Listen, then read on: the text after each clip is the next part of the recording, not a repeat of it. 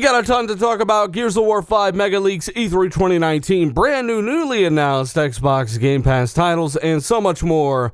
This is your Xbox update. Let's get into it.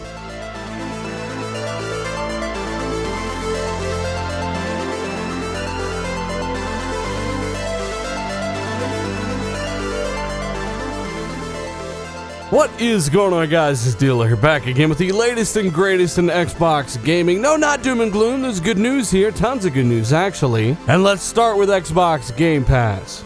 Now, as you guys know, Xbox Game Pass is a very pro-consumer service that lets you have about 200 Xbox games, including all day one launch exclusives for both Windows 10 and Xbox One, for about $10 per month. Well, not only are they running a promotion where you can get it for $1 a month for the next 3 months, but they're also adding 6 brand new titles, pushing that total even closer to 200 games overall.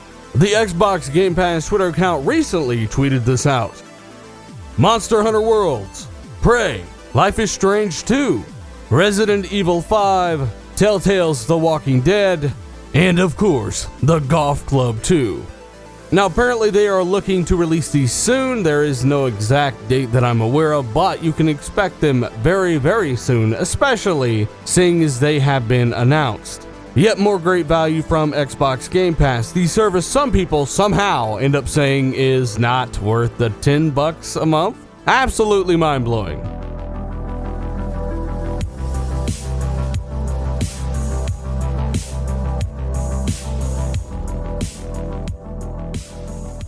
GameStop recently telling investors they expect to see next-generation consoles in 2019, or expect some type of reveal, and that is from both the next Xbox and the PlayStation 5. Now, as we covered on RDX Podcast, keep in mind that GameStop are losing about $700 million a year. It's only a matter of time before we see this company fade away, unfortunately for some, to the enjoyment of others. But they want their stockholders to hold on to as much stock as possible, hang in there until the release of these consoles, because GameStop make a lot of money on console purchases. They're trying to convince them not to sell. I do think we'll hear a lot about next generation consoles this year. When it comes to Microsoft, I do believe they'll talk about it on their stage at E3 2019. And when it comes to Sony, they may hold some type of event and at least discuss the specs and capability. Very interesting stuff. They are saying you will see these consoles pretty soon. And at the very least, we already know they are not coming out any later than the year 2020. AMD have even gone on record saying their APU segment will pick up substantially in the year 2020, meaning they are selling more silicon to vendors like Microsoft and Sony. Only time will tell. Let me know your thoughts down below.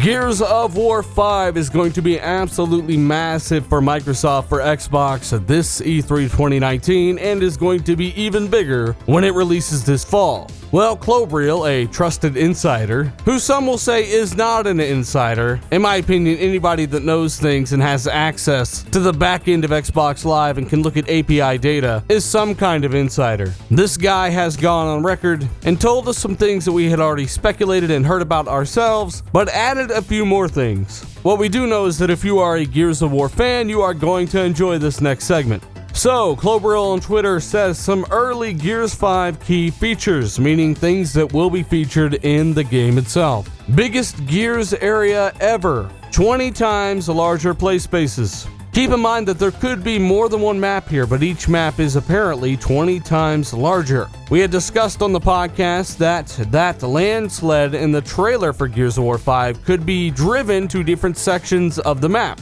This was hinted at by Rod Ferguson of the Coalition, creative director of Gears of War 5. We know it's going to be a big, massive, beautiful map. I can't wait to explore it. And speaking of map, Klobrille then talks about the most diverse and colorful map yet in a Gears game, which is great news in itself. There's also a feature called Horde Escape. Let me know down below what you think this feature may be. I think it would be cool if there was perpetual warfare on the map itself. So maybe in the middle of the map, much like something like Plants vs. Zombies Garden Warfare 2, there's a battle happening in real time and you are heading to your objectives or doing what you need to do on your end. The COG, the Swarm, and maybe a third faction are fighting it out in the middle of the map, and if you want to partake, you can do so. Or maybe Horde Escape is something completely different? Let me know your thoughts down below. Signature brutality is another feature according to Clobriel. This could be Gears 2 inspired weapon-by-weapon executions. We will have to wait and see. Kate's story is another one, and if you've beaten Gears of War 4, you know exactly why we are playing as Kate. I will not spoil that, but it is a twist. Industry-leading mocap or performance capture in Gears of War 5, meaning that when you see the character on screen in the game, that is actually a real actor while voice acting that exact scene. Performance capture is how Andy Serkis brought Gollum, King Kong, and Caesar from War of the Planet of the Apes to life.